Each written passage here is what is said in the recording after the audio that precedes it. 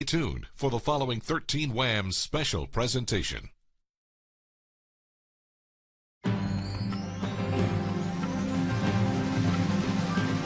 police investigation has a city block closed down. I didn't even know this was a type of ineligibility that existed. One decision, one tragic outcome, one bullet. And that's why we're here today. The grand jury has determined that there is no basis to charge Tony Stewart with any crimes. I think he's certainly the greatest character actor of his generation.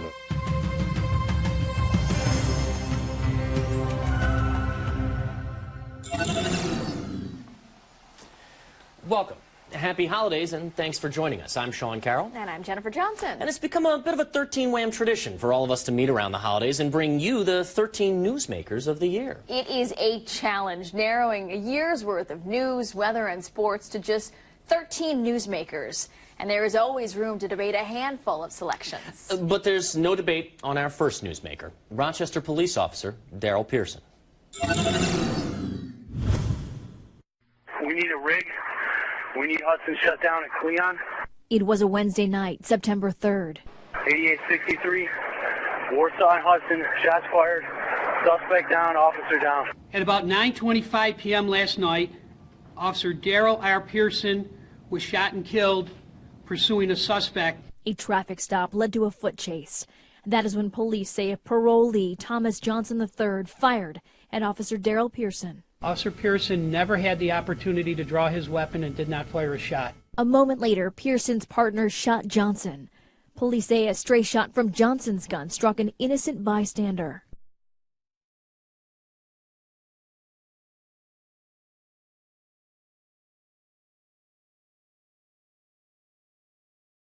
In the days that followed, the community learned more about Officer Pierson, his wife Amy, their 2 young children, and the men and women who worked alongside him in RPD's tactical unit. At his funeral, the community was reminded what brought them to this point. One decision, one tragic outcome, one bullet. And that's why we're here today. We learned about Pierson's last brave moments. You're always in the fight. Daryl fought. He got up after he got shot. With assistance from other officers, he climbed into the back of that police car. And when they couldn't get him in, he reached out and grabbed that cage and pulled himself in. He was fighting. He wasn't giving up. And we learned that Officer Pierson surely drew some of that strength from his wife, Amy. One horrible man is responsible for this, but look at all the wonderful people that came together because of it. Daryl will always be with us. We'll never get over it because that would mean letting go of him. But we will get on with life together. We'll have to learn how to live without him. But I already know that my children and I, our entire family, will not be doing that alone. With an ongoing criminal case, Officer Pierson's death is a story we'll be covering throughout the coming year. 2014 started off with a mystery in the Park Avenue neighborhood in Rochester. Yeah, the discovery of a body in a psychiatrist's backyard had the whole city talking. It started as a late-night police investigation on Rowley Street. It continued into the morning. More police cars showed up. Dogs and digging equipment were brought in as neighbors wondered what the heck was going on. A 13 Wham news producer who lives next door had a bird's-eye view and watched as teams tore up a backyard. Then the news. A body had been found. The remains were later identified as those of Matthew Stratton. His missing persons poster had been affixed to a telephone pole right across the street. The man who owned the property, psychiatrist Dr. William Lewick. He was charged with tampering with evidence, but not with Stratton's death. Part of my heart is gone. Part of my heart was buried the other day with my son, so life will never, ever be the same. Dr. Lewick's trial is set to begin in February. This year, a NASCAR legend found himself the target of a police investigation. This after he struck and killed another race car driver on a dirt track in Canandaigua. The grand jury has determined that there is no basis to charge Tony Stewart with any crimes. Amateur video of the sprint car race showed what happened first. A collision involving Stewart and 20-year-old Kevin Ward Jr. Then Ward exited his car, gestured at Stewart on the dark track, and was hit. Stewart walked away from racing for 3 weeks. This is been one of the toughest tragedies I've ever had to deal with. I think that being back in the car this week with my racing family will help me get through this difficult time. Ward's family has vowed to pursue a civil lawsuit against Stewart. A movie star with local ties is our next newsmaker, and sadly, it's because of his passing that Philip Seymour Hoffman has made this list. The Fairport native died in February of a suspected heroin overdose, a celebrity example of the impact that powerful and deadly drug has had on lives and families this year. By the age of 46, Philip Seymour Hoffman had already achieved greatness. Oscars and Golden Globes only documented what people saw on the screen. I think he's certainly the greatest character actor of his generation and one of the top, 3 or 4 or 5 character actors of all time. How Hoffman died prompted other conversations. A syringe in his arm, prescription drugs, and heroin in his apartment. Locally and beyond, heroin continued to make headlines in 2014. Dozens of local deaths, perhaps hundreds of overdoses. So many that first responders started carrying an antidote that is credited with saving many lives. But heroin, as Hoffman's death reminds us, destroys so many more. My heart goes out to his family because I live it every day. I don't care what type of walk of life you come from, it can be your child. This year marked the start of a political career for a former newscaster. Rich Funky becomes State Senator Funky in January, but this year our political newsmaker is reserved for an election night stunner. Republican Marcassini nearly upset longtime Democratic Congresswoman Louise Slaughter. A few hundred votes were enough to secure Slaughter a 15th term in Congress over a challenger that we probably haven't seen the last of. We may not agree on the issues, but we have a great deal of respect for one another. And it's a message to the community. We can run positive issue-oriented campaigns and do it in a way where we can respect one another. When we return, 2 unusual crimes with strange similarities made our list. And in another case, a local man was the first person in this country accused of crimes linked to a growing terrorist organization. But first, a year of major changes and challenges for the team from Orchard Park. Sports director Mike Catalana joins us to unveil the sports story that made our newsmaker list in 2014. Heading into 2014, the most common sports questions asked of us were, what's going to happen to the Buffalo Bills, and are they going to stay in Western New York after Ralph Wilson passes away? Well, Mr. Wilson, the founder of the franchise, did die on March 25th, 2014 at the age of 96. And a little more than 6 months later, Bills fans found out the worries about the franchise leaving were gone. Sports in Western New York have become the Pegula's world, and we're all just living in it. Terry and Kim Pegula, already the owners of the Sabres and the Amerks, bought the Bills and got NFL approval in October. They recognize the passion of Bills fans. I was humbled by you, all the fans, and the outpouring of emotion that I saw when our name was announced as the winner of the bid.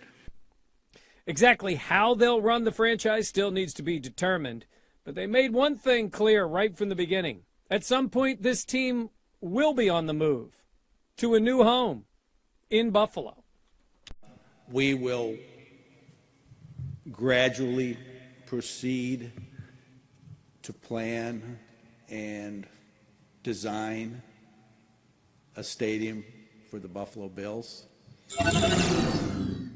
The Pegulas have already spent millions in downtown Buffalo, leading to great speculation that at whatever point a new stadium is built, it would likely be in that spot. Then the next thing Bills fans can debate is let it snow or build a dome. 2014 was also a big year for Bills legend Jim Kelly, who battled through his treatments and was declared cancer-free. Kelly continues to be an inspiration, not just to people in Western New York, but all around the country. Jennifer? Thank you, Mike. And here's hoping a playoff run for the Bills lands them back on this list in 2015. Our next newsmaker reminds us the war against terror sometimes hits close to home. 30-year-old Mufid Alefka of Rochester was the first person in the U.S. accused of providing direct support to the known terror group ISIS. He's also accused of buying weapons to be used against local police officers, and soldiers returning from Iraq. Alefka-owned Mojo's Pizza Shop on North Clinton Avenue. He'll stand trial next year. Another case that brought news crews to the federal courthouse involved an NHL star and a local gambling ring. Former Buffalo Sabres captain Thomas Vanek's specific role in this case is still not known. Local homes and businesses were raided on the day 3 men were arrested and accused of handling more than $75 million worth of sports wagers. But the next newsmaker on this list takes us to Greece, where suspects targeted valuable jewelry in 2 unrelated home invasions. The first of these 2 crimes occurred in August on North Glen Drive in Greece, where police say 3 suspects held a family captive overnight. The mother and father both worked at the jewelry lab in Greece Ridge Mall. Police say the suspects stole the family's vehicle and keys to the jewelry lab store. First thing in the morning, they went to the mall and cleaned out the jewelry cases and fled the area. Terrible for my family, our manager and friend family. 17 hours for the manager to be tied in the floor. This was terrible. Before the month was out, Greece police arrested 3 suspects, all of whom have pled not guilty. In October, on Polo Place Drive in Greece, another home invasion targeted a man who spent years in the jewelry and pawn shop trade. Police say 3 suspects broke into this home, assaulted that man and his wife, and made off with tens of thousands of dollars in jewelry. You're going to be real careful, especially in this type of business. Everybody thinks that you're carrying cash. At last check, police rounded up 3 people suspected of playing a role in that crime, and the investigation continues. Still ahead, the weather certainly made news. From snow to rain to more snow, Glenn looks back at the big storms of this year. Plus the rule that kept a star athlete on his team out of the playoffs. And the local campus sex assault case that made the New York Times. How Anna's story is driving change at colleges across the country. Welcome back. We live in Rochester, where weather always makes the news. 2014 was no exception, and while it was nothing we can't handle, the snow and the rain that hit the region certainly dealt us some challenges. It all started with the polar vortex. From January to April, Rochester shivered with below normal temperatures and shoveled 75 inches of snow. Individual storms dumped a foot of snow in February, and another storm in mid-March dumped 15 inches. And crews had to clear it out before the St. Patrick's Day parade. In the spring, we experienced the true definition of flash flooding. Several inches of intense rain washed away large portions of downtown Penn Yan in Yates County. 29 years in one house is a long time, and it's gone. Weeks before, summer campers were set to arrive. Camp Good Days and Branchport was washed out, too. It would take months and millions of dollars to repair just some of what was lost. Just this last month, this epic lake effect snowstorm rolled into Buffalo across Lake Erie and dropped more than 7 feet of snow on some communities. The snow squalls were so heavy that thunder and lightning arrived with the blizzard-like conditions. Genesee and Wyoming County caught the brunt of it. Here in the Rochester region, with some of the communities along Routes 5 and 20 measuring anywhere from 40 to 50 inches of snow. Some emergency crews had to use snowmobiles to respond to calls. Combine that lake effect storm with the foot of snow that we saw in early December, and some communities here in Rochester have already measured nearly 60 inches of snow for the season. Back to you, Sean. Thanks, Glenn. Our next newsmaker and his teammates hope to storm through the state playoffs on their way to another state title. But then the star player for football powerhouse Aquinas found himself in the middle of a playoff controversy and even a court battle. Jake Zembeck was ruled ineligible for the playoffs because a hand injury prevented him from dressing for the required number of regular season games. I didn't even know this is a type of ineligibility that existed. For me, it's really nothing I can do personally, so it's kind of frustrating, and I really didn't have a say in much of it. Aquinas took Section 5 to court, but a judge ruled against the school and awarded Pittsford a victory by forfeit, even though the team lost to Aquinas the week before. Colleges around the country are taking a closer look at how they handle reports of sexual assault. It is in part because of a case right here at Hobart William Smith Colleges. Anna's story was featured on the front page of the New York Times. The freshman's account of allegedly being raped by football players led to policy changes at the school. What happened to me and to too many other women and men is wrong. It should not matter what you drink or what you wear. That does not help this. That does not give anyone the right to sexually assault you. In response, SUNY schools have also rolled out a new sexual assault policy at all 64 of its campuses. The events in Ferguson, Missouri, and the police chokehold death in New York City have sparked protests and conversations about race around the country. Rochester, no exception. 50 years after our own race riot, there are many who say there is more work to be done. Needless to say, the area is a shambles. Storefronts have been broken. There's hardly a piece of glass intact in this entire section of Joseph Avenue. In 1964, race relations in Rochester hit a boiling point. The rioting reportedly began when a white officer arrested a black man. 50 years later, more rioting and protests, this time in Ferguson, New York City, and Cleveland. A black teen, man and a boy, died at the hands of a white police officer. The incidents reignited tensions here.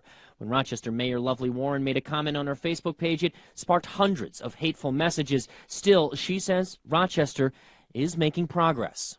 Rochester is not Ferguson.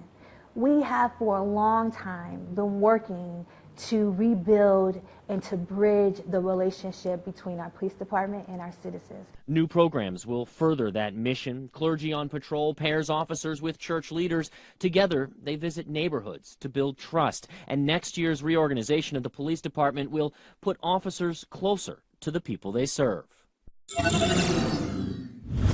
When we come back, remembering a local power couple. From their business sense and philanthropy to a new vision for downtown Rochester, we look at the legacy of Larry and Jane Glazer. We end this year's Newsmakers remembering a local power couple, Larry and Jane Glazer. They were proud to be Rochesterians, and they helped make this community a better place to live, not only through their businesses, but through their philanthropy. It was a beautiful Friday morning in September, perfect for flying. Larry and Jane Glazer, both pilots, took off from Rochester in their private plane headed to their second home in Naples, Florida. They would never make it. There was a problem with the plane, likely a pressurization issue. We need to descend down to about 180. We have an indication it's not correct in the plane. That was the last time anyone heard from the aircraft. Military jets were scrambled. They could see Larry at the controls, seemingly asleep. Ice forming on the inside of the windows. The Glazers never regained consciousness. Their plane kept going until it ran out of fuel and crashed off the coast of Jamaica. The wreckage still has not been found. Back in Rochester, the sense of loss was immediate. They were, without a doubt, the kindest, sweetest people that I have ever met. Just very, very modest, someone who was very, very successful, but would never flaunt that success. The Glazers gave a lot of their money and a lot of their time to local organizations, all while running their businesses. Jane was the founder and CEO of QCI Direct, a home goods catalog company. Larry was the managing partner of Buckingham Properties and had a vision for transforming downtown. Buckingham Properties is such a kingpin in doing some very gutsy, very difficult properties and projects. Everything they touched, they breathed life into. They filled buildings that other people said couldn't be filled. The Tower at Midtown and Alexander Park, the old Genesee Hospital complex, were just some of the major developments Larry was working on when he died. His company, along with two others, had also just closed on the old Bausch & Lomb Tower. That building has since been renamed Legacy Tower, in part as a tribute to Larry and Jane. There are some people, frankly, in a community like ours that you just can't replace. A true loss indeed. That is it for this year's installment of Newsmakers. Thank you for taking a look back at 2014 with us. 2015 brings with it a whole new list of newsmakers, and every day 13 Wham News will be there to cover them for you. Until then, we wish you and your family a Happy New Year.